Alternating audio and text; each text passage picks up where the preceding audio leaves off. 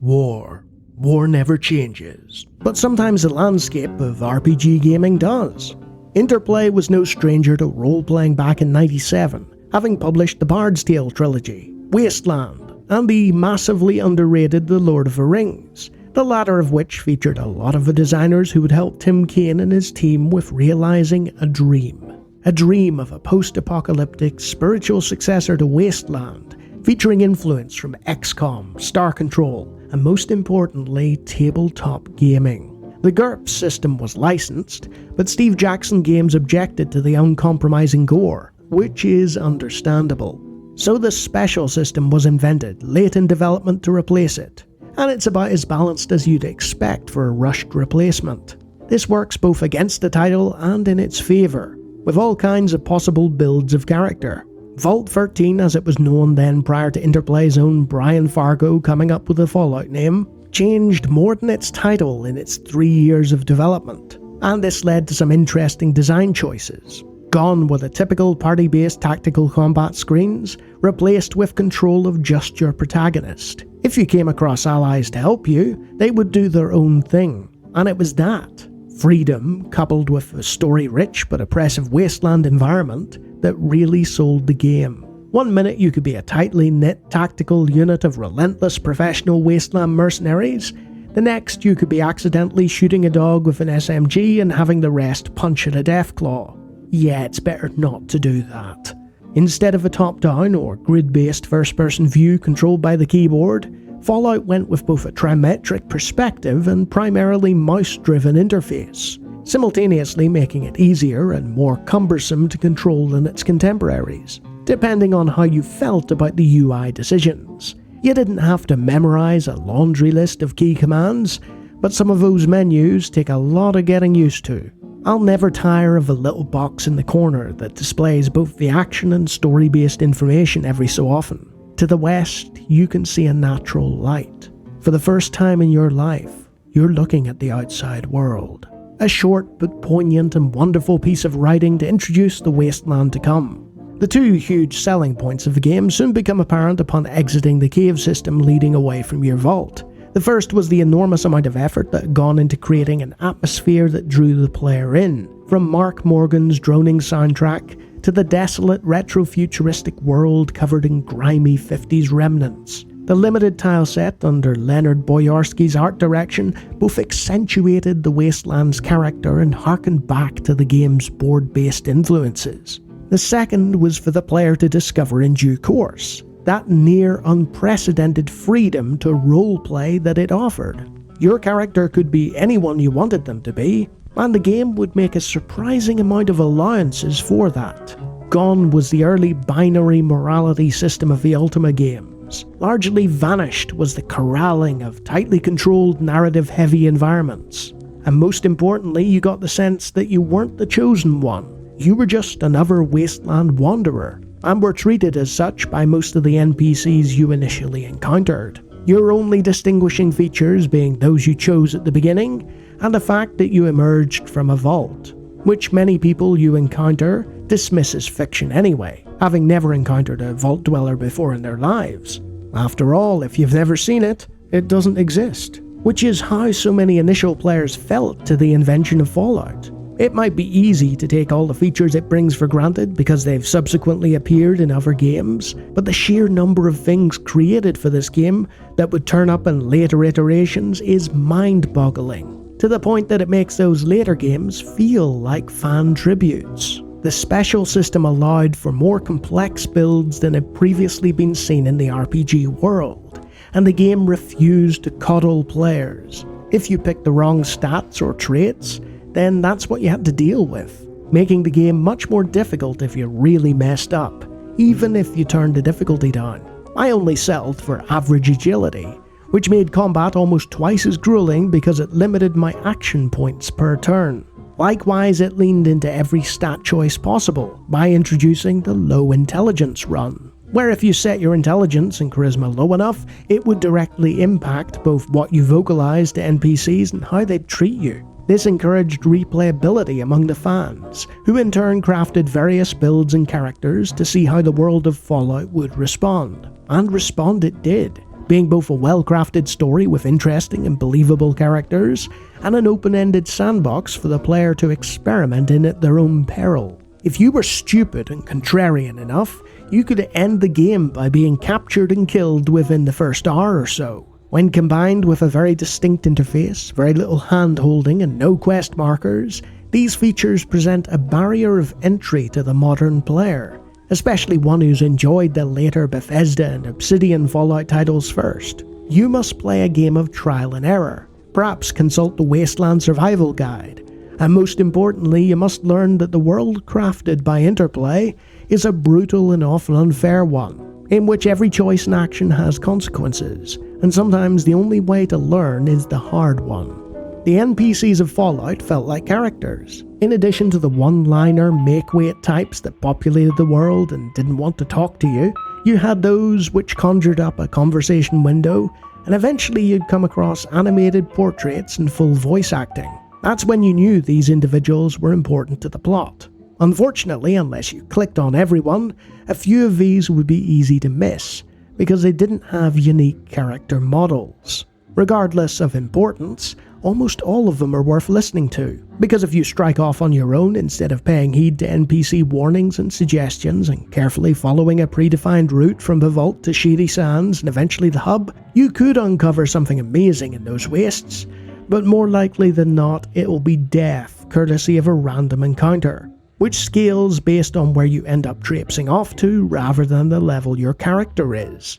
It doesn't corral you or baby you like modern games, with its allowance of freedom coming at a steep price, should you not be mindful, but also respecting your intelligence and ability to think outside the box. You could play a pacifist and take no human life, or you could kill everyone you run into and sow the seeds of absolute chaos, because from what I saw there were no essential NPCs that couldn't be pumped full of lead. If an individual belongs to a specific faction and you murder them in cold blood, the enforcement arm of that faction isn't going to look kindly upon you. The entire area may well turn hostile as a result of your actions. So what free-roaming first-person open-world theme park ride enthusiasts might find claustrophobic and limiting, others will revel in. Fallout rewards clever solutions and pre-planning. It encourages you to scope out the best ways to survive, and your companions are just that.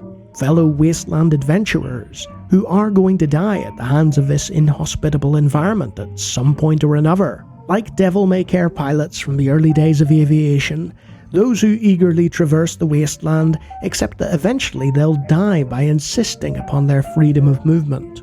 It's bleak, stark, and often impenetrable depending on your playstyle and character choices, with stylistic decisions intentionally harkening back to older games, rather than embracing the move to freeform first-person that companies like Blue Sky Studios and Bethesda were championing at the time, with Ultima Underworld and Arena respectively. And because of its name and its association with Bethesda, the first Fallout game is doomed to be compared to the subsequent titles in the series, both favourably and unfavourably, depending entirely on what the player prefers. So here's what happened when a smooth-talking gunslinger called Lawnie McLawnface entered the world of Fallout.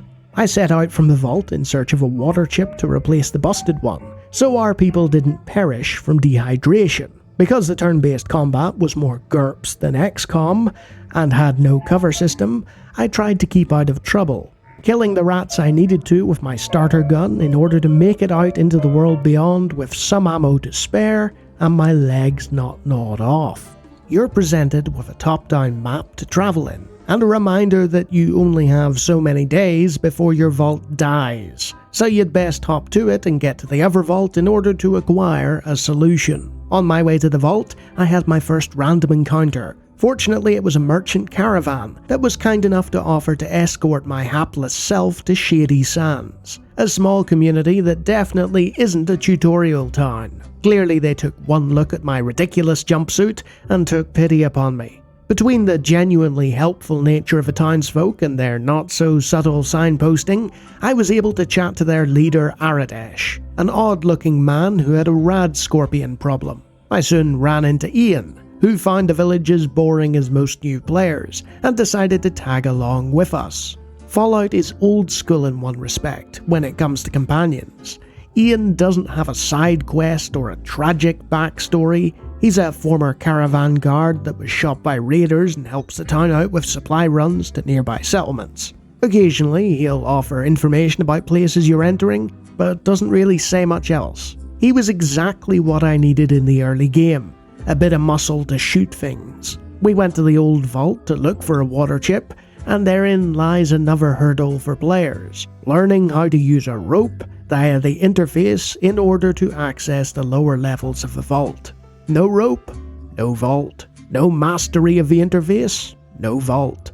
After obtaining a rope and fumbling around with the UI, we descended into the derelict vault and poked around. It was there that I watched Ian turn into a psychotic mole rat killing machine. Perhaps part of his tragic backstory involved mole rats eating his uncle, and he needed vengeance. Who knows? In most games, your ingenuity and exploration and problem solving is rewarded by lots of loot. With Fallout, you're greeted with failure, but it rewards you some experience for failing to discover the water chip, like a condescending pat on the back for your efforts. Well done on actually making it this far, but the princess is in another the water chip is in another vault. After finding nothing of value, we had Seth the gate guard take us up to the Rad Scorpion cave to deal with the problem the town was having. Sometimes the most obvious solution is the best one. We didn't have to destroy eggs or kill some giant mother scorpion, we just had to eliminate all these pesky wasteland insects while keeping them a safe distance from ourselves,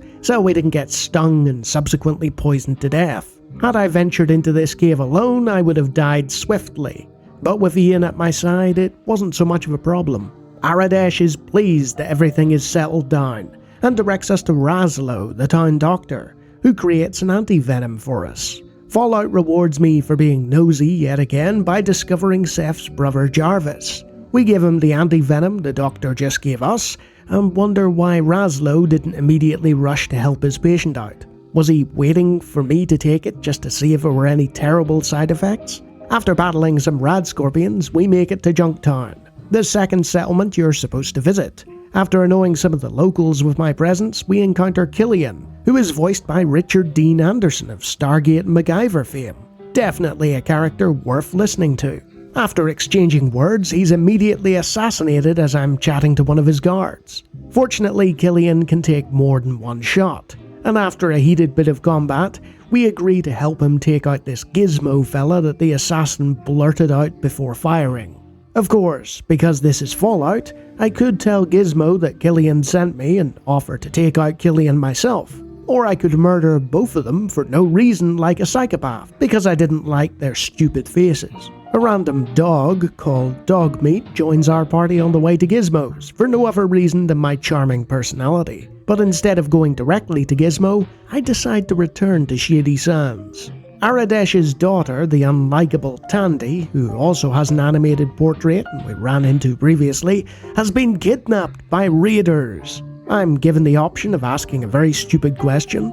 Have you tried to save her? No, we the town took a poll and figured out we'd be better off without her. Them's the breaks. Since the people of Shady Sands were borderline useless at rescue operations, I volunteered to be her knight in not-so-shining armour, venturing forth with my pals to the Great Khan's encampment. Unarmed, I managed to talk my way into the place and had a chat with Tandy, who was behind bars. I had the option to fight the leader or tell her to run for it once the door opened. She seemed to really want me to fight their leader, because she was distinctly unimpressed with me proposing the alternative. Look, I'm the one doing the rescuing here. You've already caused multiple off-screen NPC lives. It's my Wasteland adventure here, not yours. I talk my way to stand before Garl, leader of the raiders, and tell him I've come in peace. At this point I can offer to fight him, tell him it'd be good for his soul to let the girl go, give him something of equal or greater value, or tell him that I represent a threat he doesn't even understand. Does he really want to risk our wrath? My barter skill is high, so I decide to ignore the potential dramatics and talk caps, because everyone has a price. Apparently Tandy is worth a measly 359 of them. Perhaps the raiders were forced into talking with her as well. Having failed to learn her lesson and seemingly enthused by the events of her kidnapping now that she was back in Shady Sands, we could ask for another reward, but that would involve putting up with her for even longer. Pass. In the end, it makes sense that the Fallout universe treated her so poorly, because when it came out for DOS, the game didn't show any support for Tandy. At this point, I'm helpfully reminded that the vault is in fact running low on water, and I should probably get on with finding that water chip instead of rescuing annoying girls and making bad hardware jokes. And that's when it hits me. Tandy really isn't that bad. Maybe a little annoying, but my character finds her exceptionally annoying. I'm role-playing. I head back and hear Killian's plan to tape Gizmo's confession, and after wiring myself up, it's easy enough to get him to spill the beans. I can tell this huge fat man behind a desk that he's stupid and fat and shouldn't be alive, which in hindsight probably isn't the best diplomatic solution. Or I can convince him that he needs a second assassin because the first one messed up. Fallout is one of the first games that tempts you with dialogue choices that you know will cause problems, but are just so fun to say. Even while agreeing to do his wet work for him, I still have to resist making fat jokes. At this point, I can do what I discussed earlier and either choose to assassinate Killian, or I can come clean and hand him the recording, or kill them both. I decided to be the goody two-shoes and hand him the recording. Man, the game offered me a reward and then told me to speak to Lars the guard. After conversing with him, it magically teleported me into a combat scenario, which the game is prone to doing from time to time, so you better be ready and not completely unarmed and after declaring that Gizmo was to be taken in by the law, Killian missed his first shot. Not a promising start. I guess we better get involved then. Dogmeat savaged the fat man like a $2 steak, and between a well-earned rest and some casual hostage negotiation, we were off to the bar. The scum pit is about as disreputable as it comes, and I picked the wrong answer in a conversation tree and ended up in an immediate fight. Seeing my antics, former Desert Ranger Tycho decided it'd be fun to join our merry group of combatants for future battles. This was undoubtedly a mistake on his part.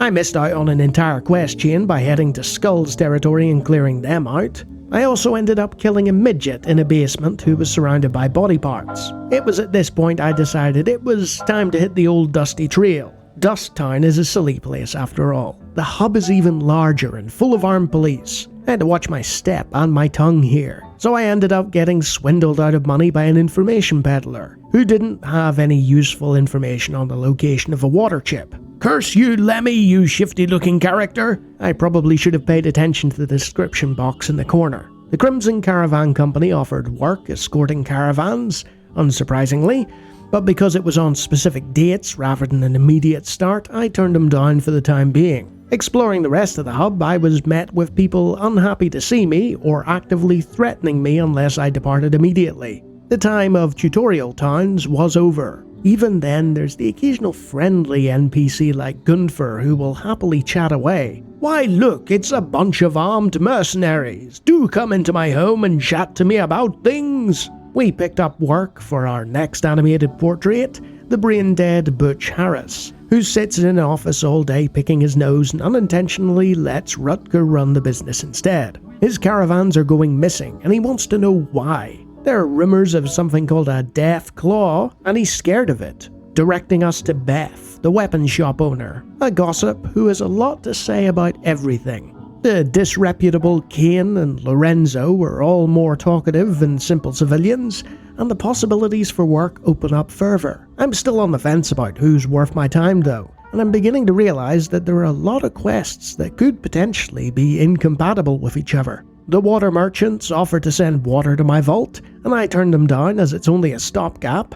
I then walk into one random house too many and get killed 45 minutes before my last save. Great. You need to save often and in different slots, because you never know when death is coming. Slappy is muttering nonsensical strings of words nearby and wants us to talk to Harold, and I can see why. Harold appears in 4 Fallout games and is a unique character, not human, ghoul, or mutant.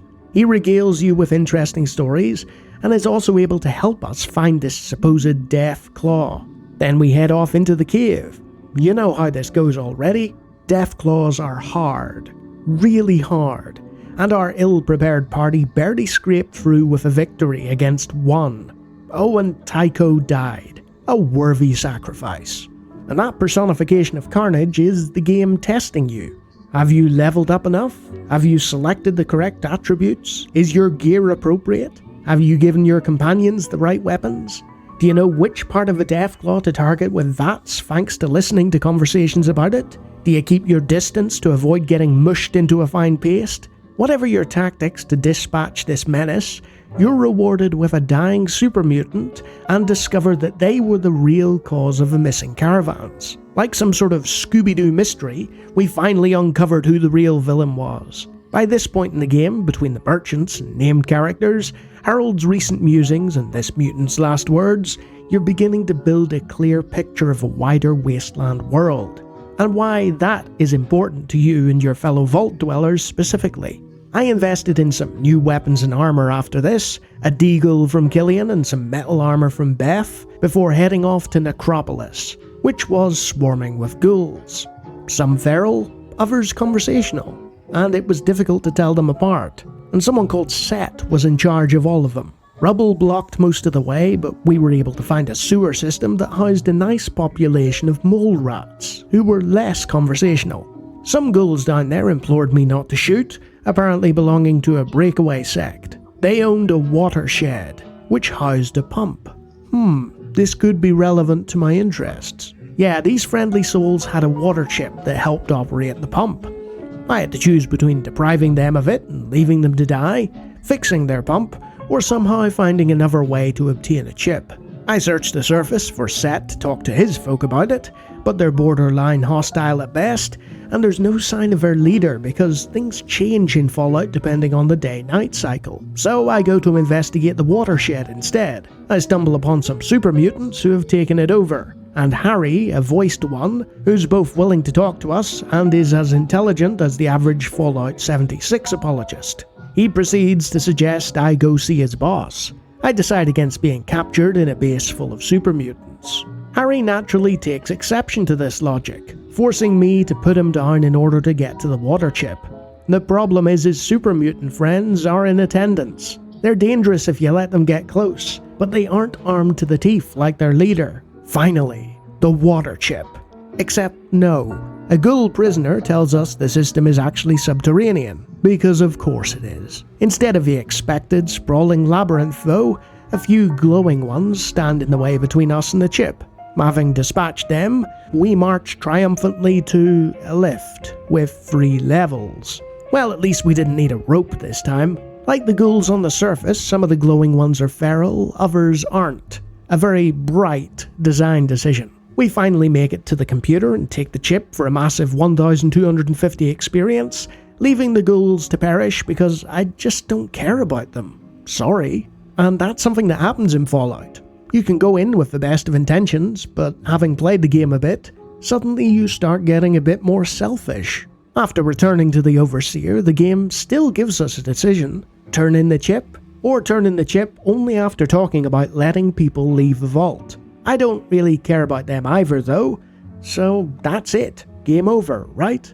Well, no. The Overseer wants your report.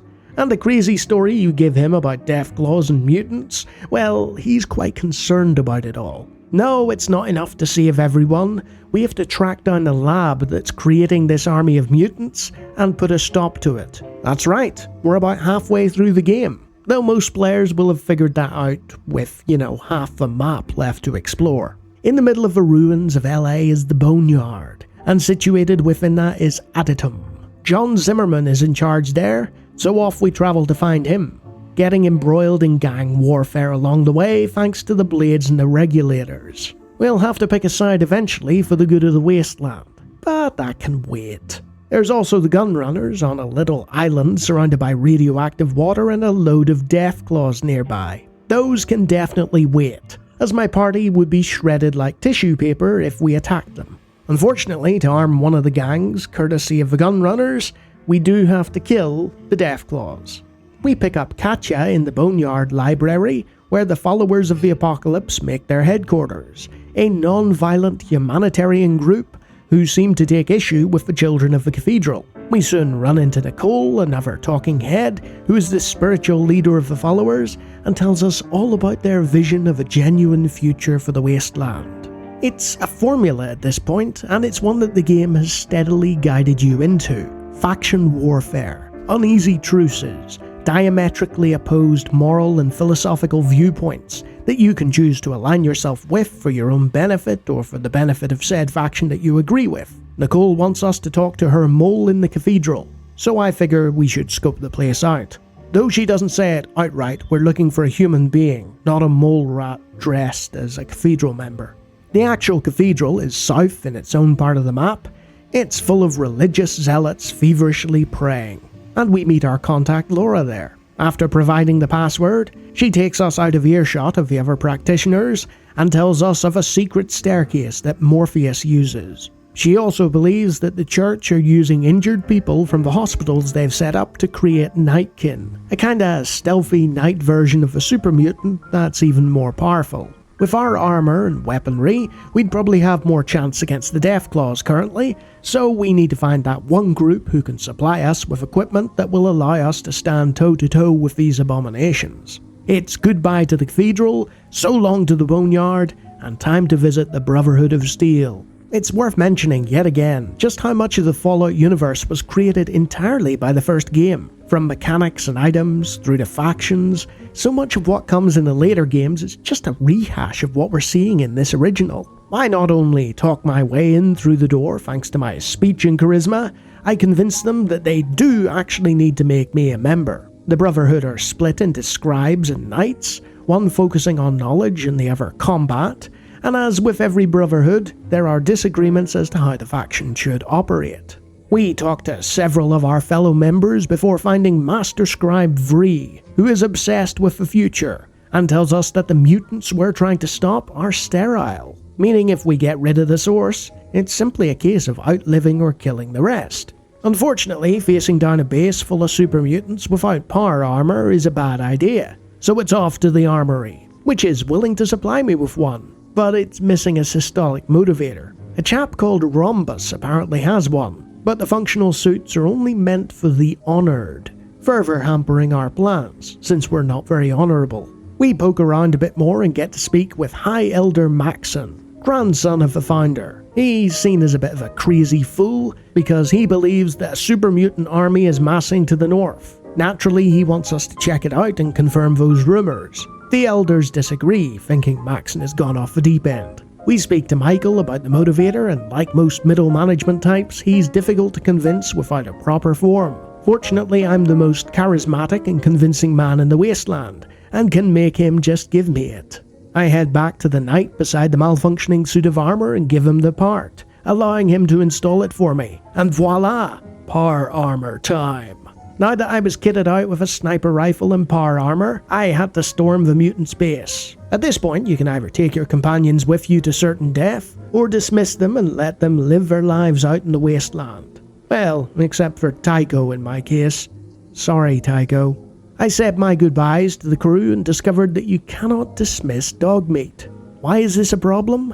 Well, companion movement in Fallout is controlled by the AI. And after I sniped my way into the mutant base, I had to negotiate horrible force fields of death. The AI ignores these force fields, and there's precious little you can do about it. So Dogmeat died to the first one. You can temporarily disable these fields of death, and the long and winding corridors of the mutant base worked in my favour too. Unfortunately, the further into the base I go, the more mutants and mutated creatures the game throws at you, and some of these are toting an effective counter to the sniper rifle. The mutant sentries have a rocket launcher, which spells death for the ill-prepared. If you're doing as you're told, you should probably head back to the Brotherhood instead of storming the entire base single-handedly. You do have the option to return to their bunker and convince Maxon to call a meeting with the elders about the mutant base and report what you found, and there's a whole pile of content I just didn't experience in the game, because I didn't bother doing it. Instead, I decided to go John Rambo on the whole structure. After a bit of save scumming, you'll reach the 3rd level, at which point an intruder alarm goes off, because clearly getting this far wasn't hard enough already. And to make matters worse, the lift on this level is out of order. Some of the super mutants on this level are also named. We encounter Sarah, the first human being in this base, and a captive with a severe case of Stockholm Syndrome and a great taste in men, having taken a super mutant for a lover, because Stockholm Syndrome is hilarious. The second lift on the level is operational, but it's behind a force field, so you need to use dynamite. Hope you brought some. At last we reached the 4th level of the base, bloodied and bruised inside our giant suit of armor, and you guessed it, more super mutants are in our way. I'll admit, at this point the game was becoming an absolute slog. Part of that is because it's one of the final levels and there's an old school expectation of difficulty, and part is my lack of planning and forethought being punished. I thought I could just copy a playthrough move for move in the later game and it'd be fine. No. At this point I meet the Lieutenant, also known as the Right Hand of God, a posh and refined talking head who I was clearly meant to speak with at some point in the past. And according to another playthrough I watched, it was when one of the mutants near the watershed offers to take you to their base. This battle is like an entire level's worth, as the Lieutenant has backup and a Gatling laser and about 250 hit points to whittle down. It's absolutely worth it for his death animation though. Look at that.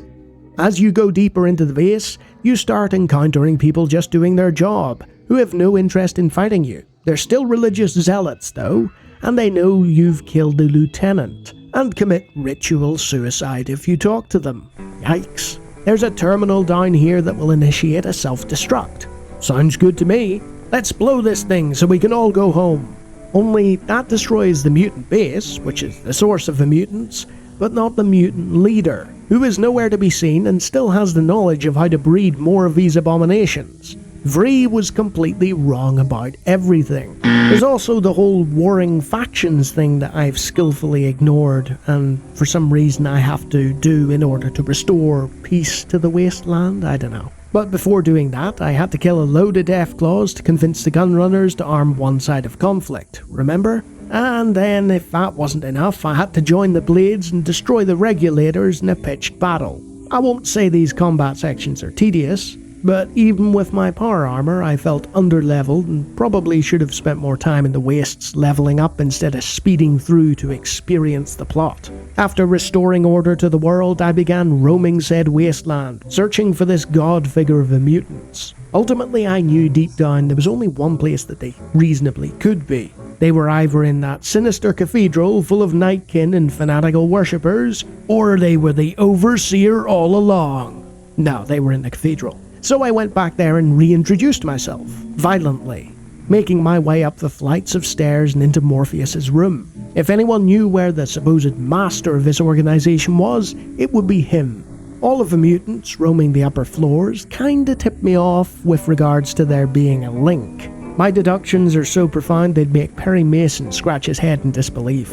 I convinced the old man that I am willing to trade information about my vault's location to his master, and he's kind enough to take me to— Ah! What's wrong with your face? The horrifying visage of the master glares back at me, and it's here that my suffering with stats throughout the game actually pays off.